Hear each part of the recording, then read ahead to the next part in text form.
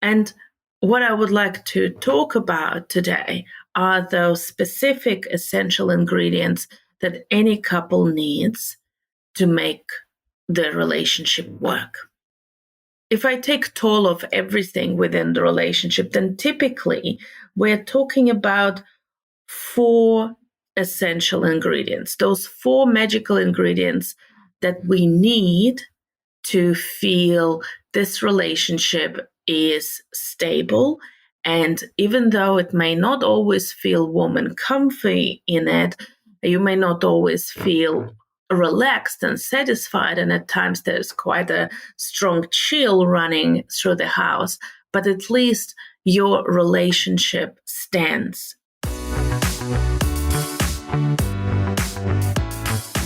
Welcome to Real Relationships, a real and honest podcast about the inside world of working with close relationships. I'm Alona Serpentine, a couples therapist, a sex therapist, and a relationship educator.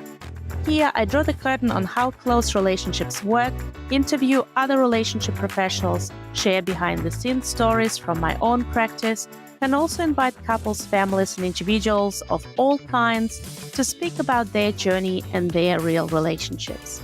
We as humans cannot live without others. This is why I hope that by sharing the stories and reality-tested information from real professionals and real clients, more people will enjoy fulfilling, supporting, and successful relationships.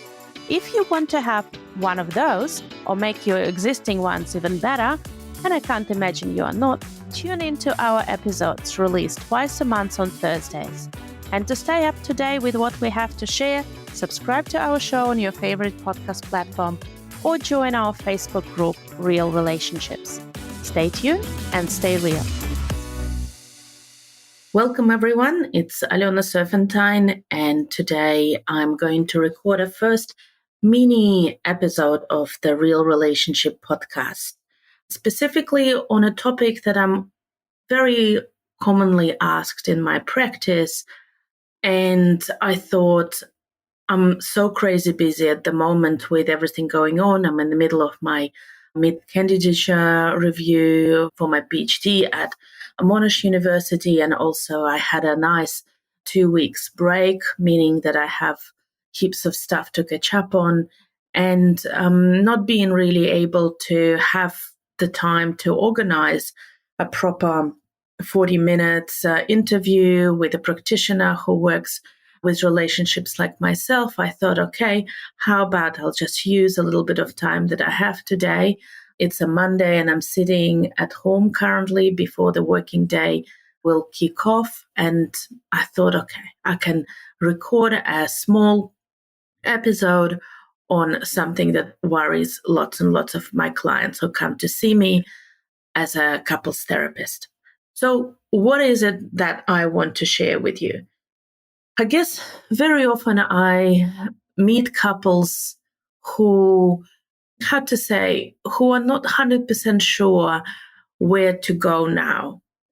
Often it can be that their relationship issues have been bothering them for a while, but maybe one partner is less aware that the situation was not as rosy and comfortable as it had been a couple of years ago. And then the second partner basically already has one foot out of the door.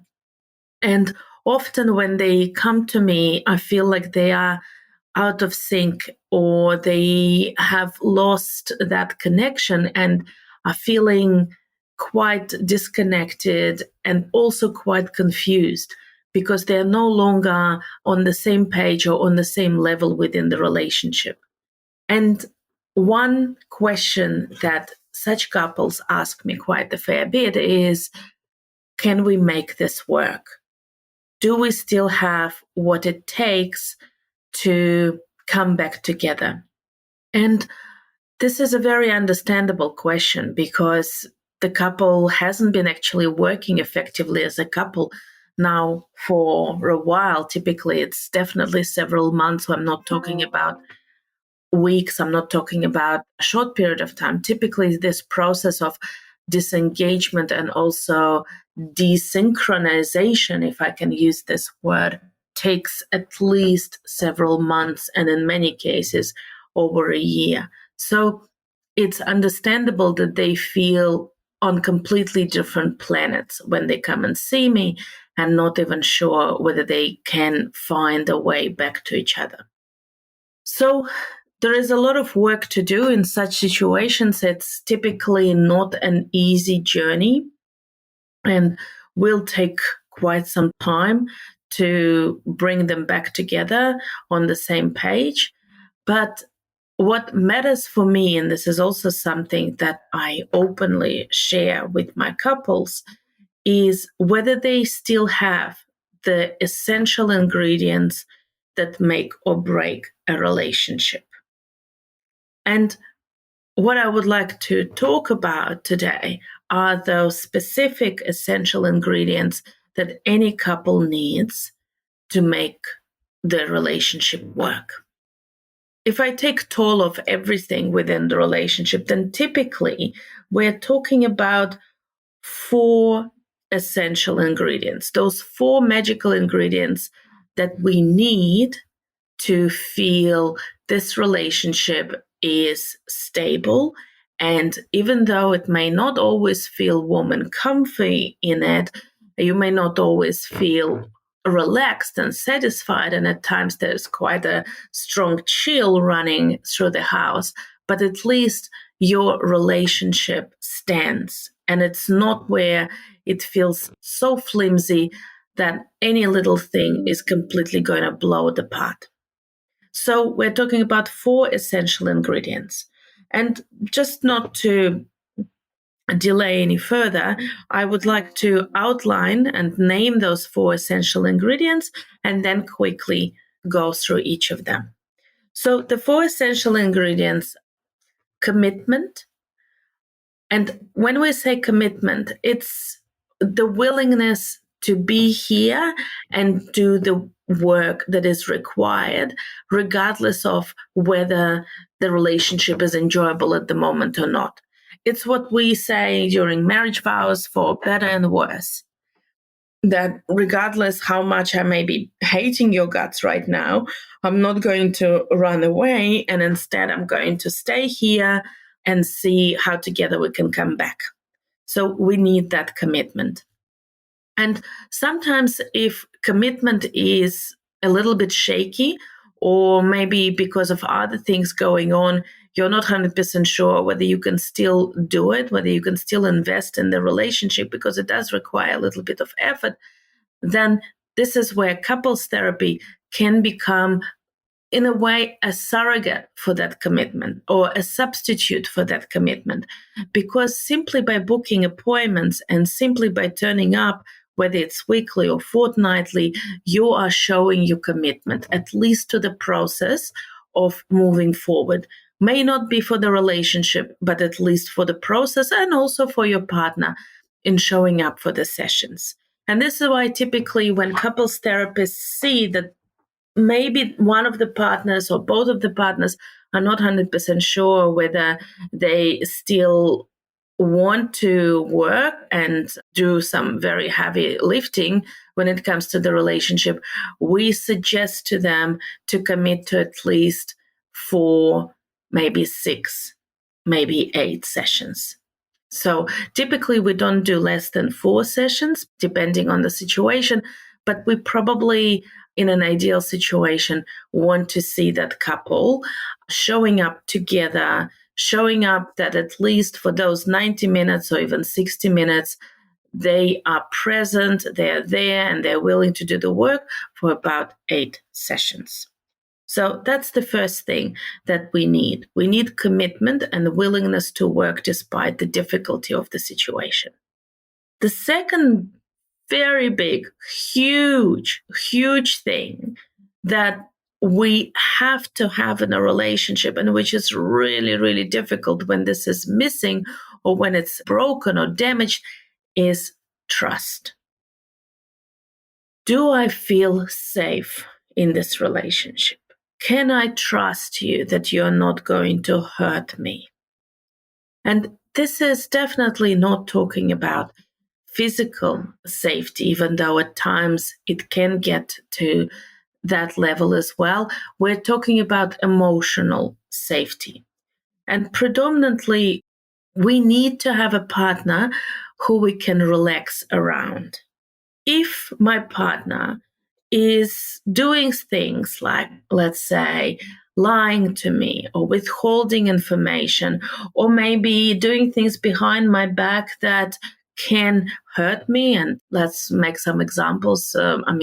Obviously, having relationships with other people, romantic relationships with other people, this is a very big one. So we're talking about affairs, definitely a massive trust breach, sometimes to the level that very hard to come back after such a blow to a relationship. But it can be also smaller things.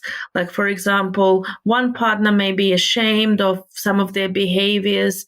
It could be some substance uses, or could be some behaviors that they're simply not proud of, like, let's say, gambling, or even quite common, let's say, watching porn. Some partners feel extremely uncomfortable sharing this information with their partners.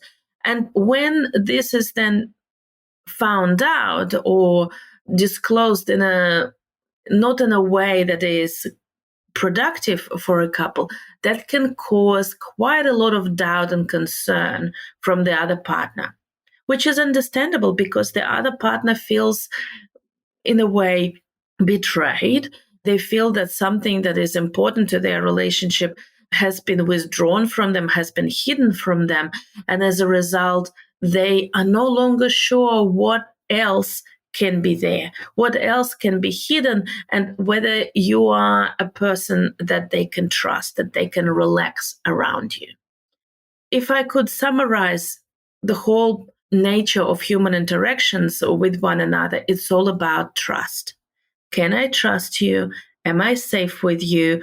Are you going to bite me? Are you going to hurt me? Are you going to kick me into my personal space where it really hurts or not? And if we don't feel there is trust, if we feel that there is something hiding, lurking in the shadows, and I'm not 100% sure whether it's good for me or not, this is going to severely affect everything that happens in the relationship, because we start seeing every little thing. I don't know, what's for dinner, or running 5 minutes late, or even asking or saying things like, oh, you look really nice in this dress today. Everything becomes tainted through this lens of mistrust. And this is definitely not a helpful dynamic. And it only gets worse unless couples actually seek open conversations with each other. And sometimes they do require a neutral party who can actually see things for what they really are, rather than seeing them through those distrust glasses. So trust is needed as well. And unfortunately, often when couples come to see us, let's say, use a common example of an affair, and the whole trust is completely shattered into pieces, this is quite a slow process to repair it back, because you can't just say, okay, we've spoken about it and now it's time to move on. No, it doesn't happen like this. To rebuild trust, typically 2 things are needed. Well, let's say even 3. So the first one is a lot of very open conversation, talking and communicating about every little thing and being as honest and transparent as possible. That's the antidote to mistrust. I always say it's 100 times better to say exactly how things are, regardless how ugly the truth is, rather than giving white lies. The thing is, as human beings, through thousands and thousands and thousands of years of evolution, we know when somebody is not 100% honest with us, because this is such an important survival instinct. If I have reasons to not to trust you, then I may, not be here, and something bad might happen to me or my family. So that's why we have developed a very strong instinct to see whether the other person is honest with us or a lie. That's why when you think that I may just hide a couple of things and not be 100% honest, may not tell my partner that I'm drinking secretly in the car on my way to work, or I may not disclose to them that I actually have developed a bit of an emotional connection to someone at work. They will sense that something is off. Of course, there are instances where we're too busy with life and kids and everything else that we just simply don't pay enough attention to our partners. And that's why we don't see the alarm bells and the warning signs. But in most cases, if we are attentive to our partners, if we care about them, then we will know that something is off. So we do need complete honesty and probably even oversharing when it comes to rebuilding trust. And the second thing that we need time. We need time, typically, I would say at least several months, if not years, to rebuild it. Because this is a massive wound, and this is something that is so important to get right that we're not going to be easily convinced that things are smooth and comfortable and trustworthy again. So often I hear from a partner, we've already spoken about it. I don't know how much more we can talk about it. I can't do this anymore. I can't feel like the bad guy all the time. I just want it to end. And I totally understand it because it's exhausting. It's exhausting to feel mistrust towards you. And it's exhausting to feel bad about your actions or even about not sharing this information in the first instance. It is very hard. But if this relationship means something to you, you will need to go back there again and again and stand up for your partner and say, hey, I'm here. I know it's hard for you. Don't have anything to hide. And I'll do whatever it takes to repair this. And many couples can. Many couples can if they follow the process of open conversation and giving it the time it needs. The more open we are, the faster we heal as well. So that's about trust. Very important. If we can't get trust back, very unlikely that the relationship will either survive or it will be the relationship that both partners want to enjoy. Ingredient essential number 3 is caring for each other. And this may not come as a surprise, but I still want to reiterate that a romantic relationship, a relationship that is built on two partners enjoying each other in an intimate way, cannot exist without having some warmth and care and respect towards each other. If you think that on paper our relationship is fantastic, we've got great kids, we have a lovely house, we have beautiful careers, I do my best to be a partner within this family by looking after my family, by providing for my family, and I don't hide anything, you can fully trust me. Guess what? If there is no warmth between the partners, if the relationship is very mechanic and very kind of matter of fact, it is not going to be a very comfortable relationship and a lasting one. Simply because the emotional connection, the emotional warmth that we want to feel as humans, and all of us, most of us, unless of course we are dealing with a specific personality disorder, need as oxygen, it's going to be very, very hard to be in a relationship where on paper everything is great, but it just doesn't feel warm and loving at all. So I always see if there is still some care for each other. If it feels we're just here as business partners because we have children or because we have fur children or because we have a mortgage, this is very unlikely to work. And often we do have that warmth and caring from one partner, but if the other partner doesn't have it, it's highly unlikely that this will be back. So that's also something that I'm looking for. And typically, if a couple says to me, oh, we don't fight, everything is fine, and we don't really know why we're here, then I know that we are struggling with warmth and caring within the relationship. Because why don't they fight? Well, they don't fight because they don't hurt. And why don't they hurt? Because they no longer feel emotionally connected with each other.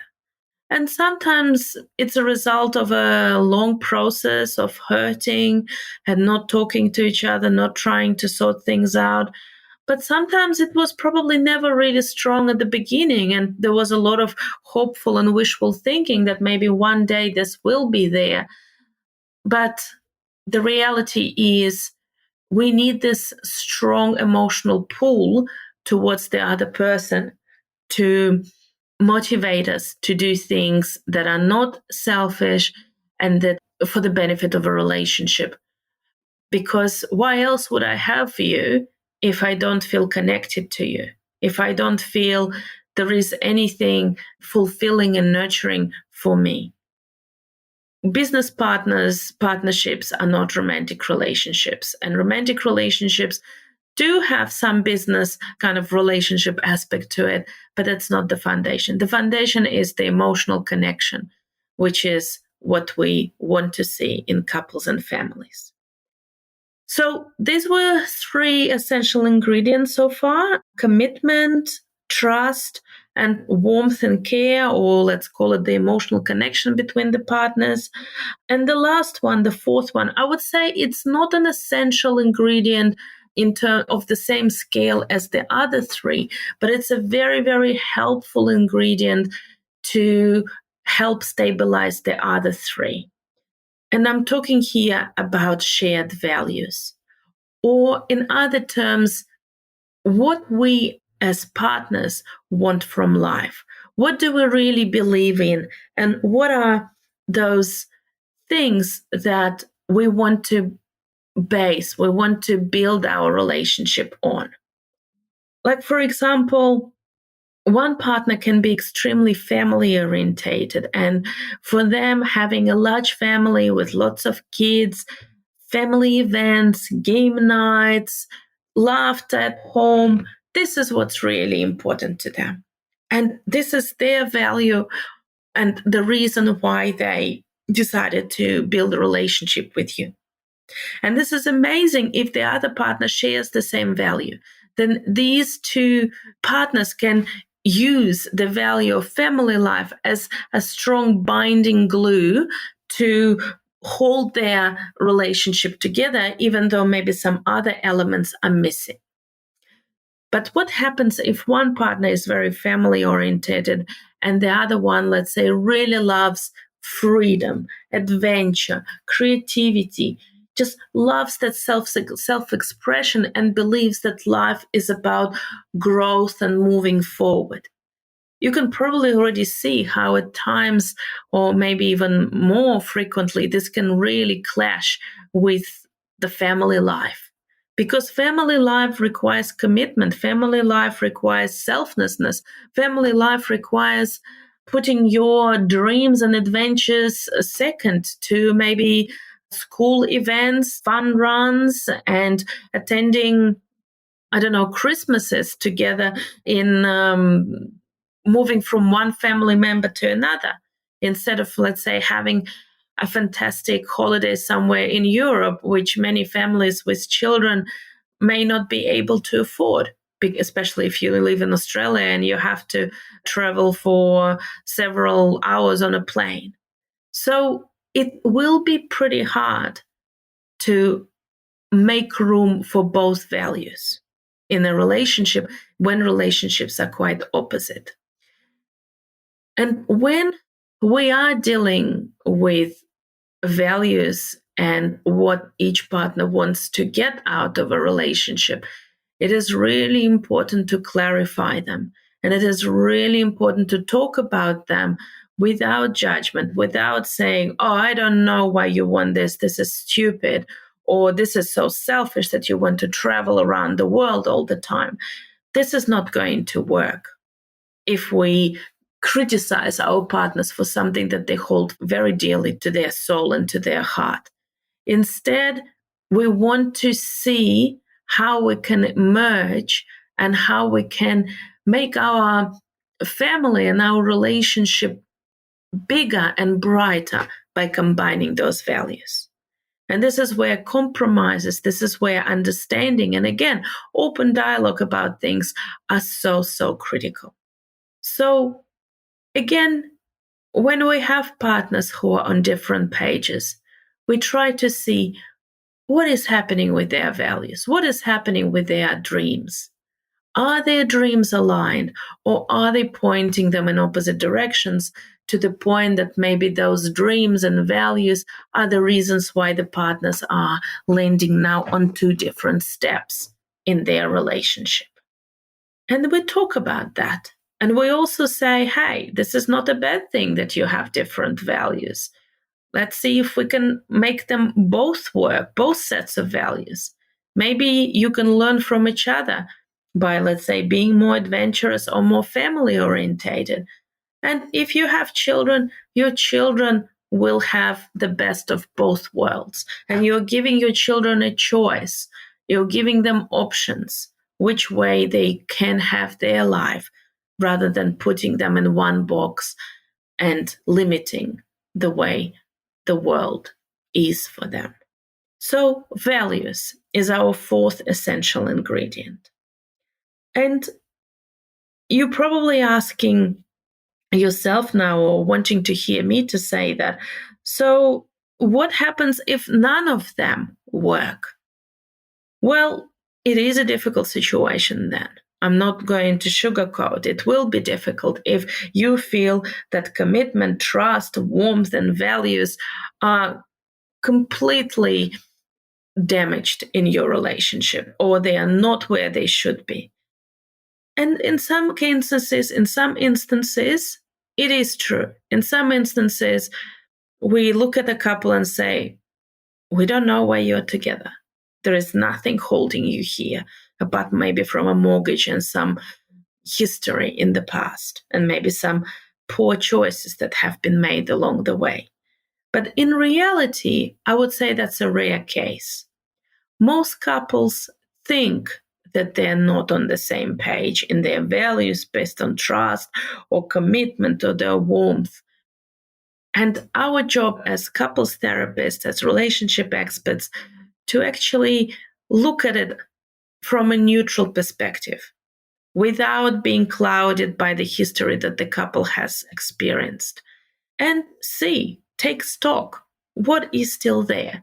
And then if we feel at least maybe two of the ingredients, and typically it's commitment and warmth, are there, if there is still some emotional connection between the partners, if there is still willingness to make it work and willingness to do something, then typically we can pull everything back together. We can repair, we can clear up, and we can make it stronger. So there is hope. I think I would conclude this little mini episode on this. If you have any questions that you think I could talk about moving forward in my next episodes, I would love to hear from you. Please send me an email to aliona@alionaserpentine.com.au, and I'll be happy to cover that topic and answer your questions in the next episode. And for now, stay tuned and stay real. And that's a wrap. Thank you for listening to this week's episode of the Real Relationships podcast. For more reality-tested relationship information, visit our Facebook group, Real Relationships. Or if you have a question or a guest suggestion for me to interview next, email me at podcast@alionaserpentine.com.au. Stay tuned and stay real.